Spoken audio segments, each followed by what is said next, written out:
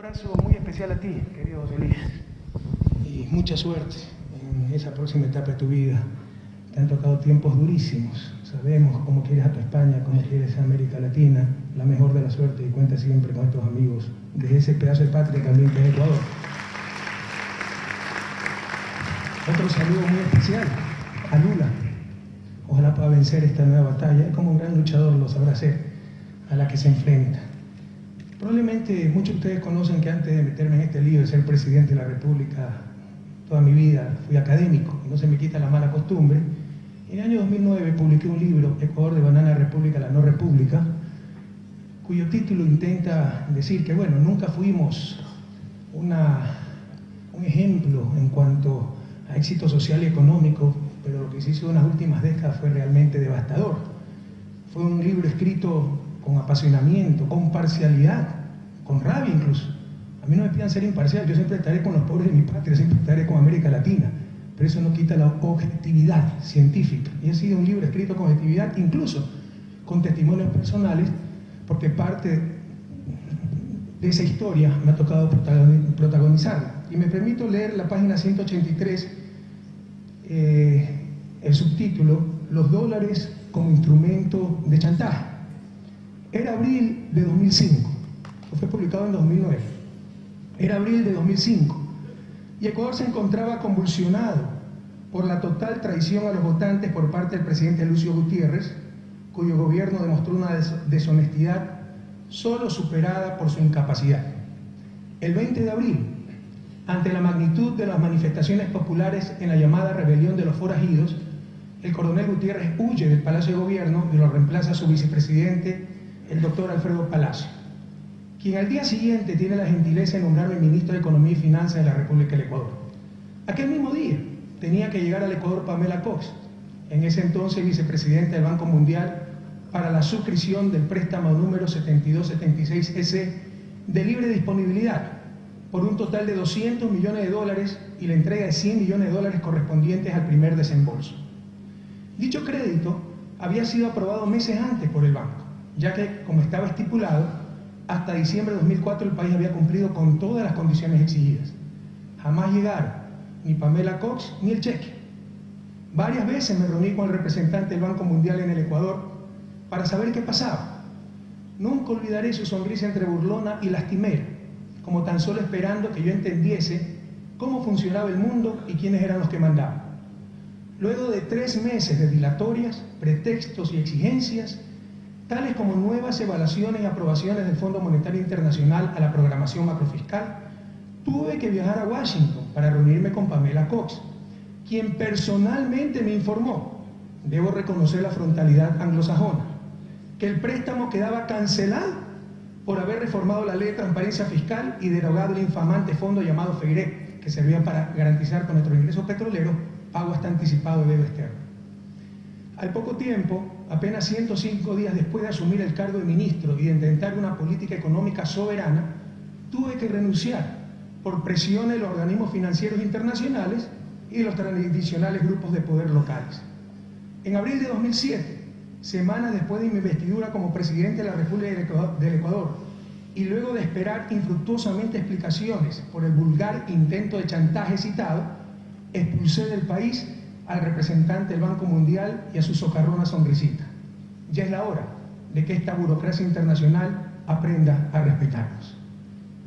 Ustedes entenderán, señores, lo que significa venir a un foro de esta naturaleza, querer escuchar a mis colegas, jefes de Estado de otros países, y tener que escuchar a la burocracia internacional que tanto daño nos ha hecho y con tanto descaro.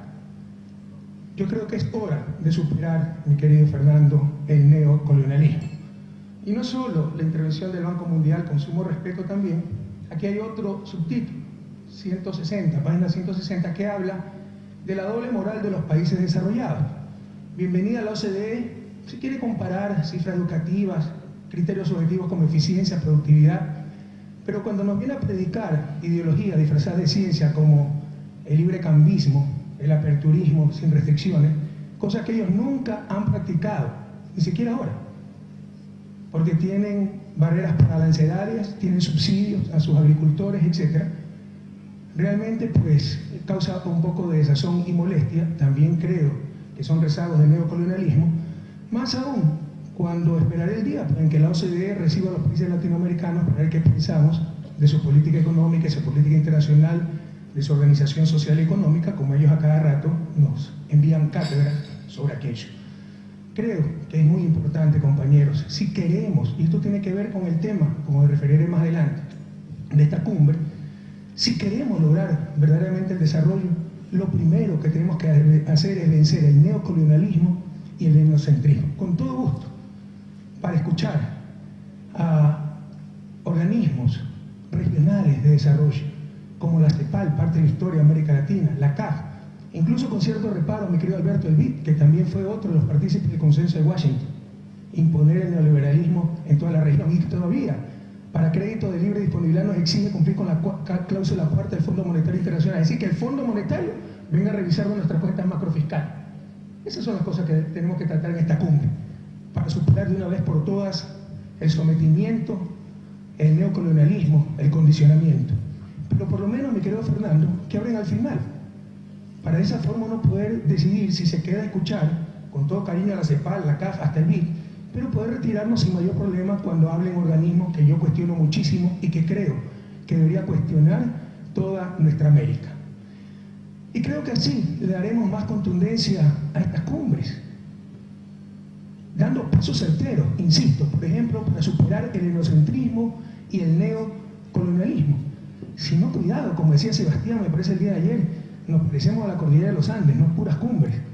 Y cuidado, como dijo alguien, nuestros pueblos se cansan de que nosotros estemos en las cumbres y ellos sigan en los abismos. Volviendo al tema central de esta cumbre, que es transformación del Estado y desarrollo. Primero tendríamos que definir qué es el Estado, tan maltratado ese concepto, que el presidente del Banco Mundial y el BID, en la larga y triste noche neoliberal, decían que había que minimizarlo. El Estado no es otra cosa que la representación institucionalizada de la sociedad. Teníamos que minimizar nuestra representación. Cuando se insulta al Estado, estamos insultándonos nosotros mismos. Eso debe quedar claro. El Estado es la representación institucionalizada de todos nosotros, con varios fines, pero tal vez el principal, realizar acción colectiva.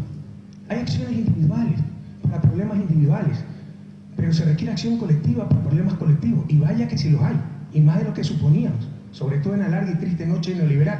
Un ejemplo, un agricultor, tal vez por él mismo, puede ser el mejor en cuidar su chacrita, pero para sacar su producto necesita un carretero que no lo puede hacer él solo. Tiene que hacerlo con acción colectiva, uniendo esfuerzos, y puede organizar.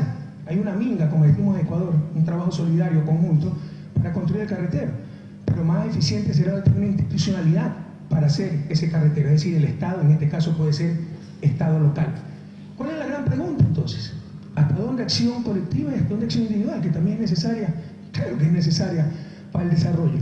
Y ese es el gran debate que ha definido la lucha ideológica en los últimos 2 siglos. ¿Hasta dónde acción colectiva, Estado, y hasta dónde acción individual, individualismo? Demasiada acción colectiva, por supuesto, destruye al individuo. Si todos somos iguales independientemente de nuestros esfuerzos, de nuestras capacidades, se destruye a la persona. Pero demasiado individualismo destruye a la sociedad. ¿Hasta dónde acción colectiva? ¿Hasta dónde acción individual? Y no hay respuesta única para eso. El que se lo diga, eso es religión, no es ciencia. Y responde, sobre todo, a las visiones, valores, principios de cada sociedad. Una sociedad que considera que la educación es un derecho humano y no una mercancía, y en consecuencia el Estado tiene que proveer educación pública de acceso masivo, excelente calidad, gratuita, tendrá más Estado que una sociedad que considera la educación como una mercancía y que puede acceder a ella solamente el que la puede pagar. Entonces responde, insisto, la acción colectiva y el Estado hasta a las visiones, principios, valores de cada sociedad, pero algo también sumamente importante, las condiciones iniciales de cada sociedad, la situación inicial. Y vaya que si la situación inicial para el desarrollo de América Latina es terrible, todavía somos la región más injusta del planeta, todavía tenemos una gran cantidad de pobres, de miseria extendida, pese a la cantidad de recursos con que nos ha dotado la naturaleza, la suerte, el destino. En consecuencia, sin ser estatistas, la acción colectiva en América Latina y el Estado es sumamente importante. ¿Qué es lo que ha pasado? Lastimosamente, una práctica, esa acción colectiva y ese nivel de Estado no ha respondido, pues, a los valores, principios, realidades, a la necesidad de justicia social, sino que no nos engañemos, ha respondido a las relaciones de poder. Y en América Latina se han generado estados burgueses, como dice Zabaleta, René, gran pensador, muerto en la década de los 80, filósofo boliviano. El estado aparente, que solo ha representado unas cuantas élites. Hoy tenemos, en Ecuador hay más de 12.000 juicios de injuria. Nunca se ha dicho que se ha atentado contra la libertad de expresión, cuando los juicios de injuria eran contra ciudadanos comunes y corrientes. Se le ha puesto juicios de injuria a poderosos dueños de medios de comunicación. Ya fueron hasta la Comisión Interamericana de Derechos Humanos diciendo que en Ecuador no hay libertades, que se atentó a la libertad de expresión, etc. Es un reflejo de los estados burgueses y la institucionalidad burguesa en nuestra América. En todo caso, lastimosamente ha respondido a relaciones de poder, no a los grandes objetivos nacionales, no a grandes proyectos nacionales. Y ese es el gran desafío, el punto de partida. Entender que el desarrollo no es un problema solamente técnico. Puede haber todo progreso técnico, si ese progreso se lo apropia unas cuantas élites, destruyendo cohesión social, creando sociedades tremendamente injustas, es decir, destruyendo sociedades, no alcanzaremos el desarrollo. La clave, el punto de partida, no el punto de llegada, el punto de partida, es cambiar las relaciones de poder en nuestra América y convertir estos estados históricamente burgueses en estados verdaderamente populares. Y eso es lo que está pasando en nuestra América, y eso molesta a las élites que pierden su representación exclusiva y excluyente. Y algo más, para nuestra América también es sumamente importante reconocer nuestra diversidad. En consecuencia, nuestros estados deben ser plurinacionales, como ya establece la nueva Constitución de la República del Ecuador, e interculturales, reconociendo esa igualdad en la diversidad. Cambiar las relaciones de poder y cambiar la naturaleza de nuestros estados, de estados burgueses a estados verdaderamente populares. Le decía el punto de partida, no el punto de llegada. También se requiere eficiencia. De nada nos sirve un estado que, o de poco nos sirve, ya es un paso adelante, pero no total. Tener estados que verdaderamente sean representación de las grandes mayorías. Esos estados integrales, como decía Antonio Gramsci, que si no es un estado eficiente puede causar más daño que beneficio. Por eso es tan importante lo que nos hablaba la CEPAL, Alicia Bárcena, la inversión en talento humano. ¿Cuánto nos falta esto en América Latina? Ciencia y tecnología para ser más eficientes, para mantener nuestras formas de vida con menores costos, con menores impactos a la naturaleza. E incluso el cambio cultural. Los países que han tenido éxito son los que se han caracterizado por la cultura de la excelencia. Desde el lustrabotas hasta el presidente, desde el más sencillo obrero hasta el presidente de la compañía, el gerente general, hacen las cosas con excelencia. Y eso es algo que hemos de reflexionar muy seriamente en nuestra América. El cambio cultural para poder organizarnos, para realizar esa acción colectiva. En nuestras democracias, todo el mundo quiere ser capitán y nadie marinero. Y creen que democracia es anarquía, no tener principio de autoridad, no respetar las leyes. Qué difícil es tener Estados de Derecho, con ese respeto continuo a la autoridad, a las leyes, con esa dificultad para organizarnos. Son desafíos de los que no se habla, son cosas que no nos gusta escuchar, pero el cambio cultural es fundamental para el desarrollo. En resumen, mis queridas amigas y amigos, y les pido disculpas por haber tenido que intervenir tantas veces en esta cumbre. Los que me conocen saben que soy muy orativo en las intervenciones. Trato no de hablar, sino de decir cosas, pero creo que se imponían ciertas aclaraciones e intervenciones. Transformación del Estado y desarrollo. Queremos un Estado para el desarrollo. Transformemos, y eso significa proceso político, que gracias a Dios se está dando en nuestra América. Significa cambio en la relación de poderes que se están dando en nuestra América. Transformación del Estado y desarrollo, a cambiar esos estados burgueses en estados realmente populares, respetando nuestra diversidad y con eficiencia y eficacia. Muchas gracias.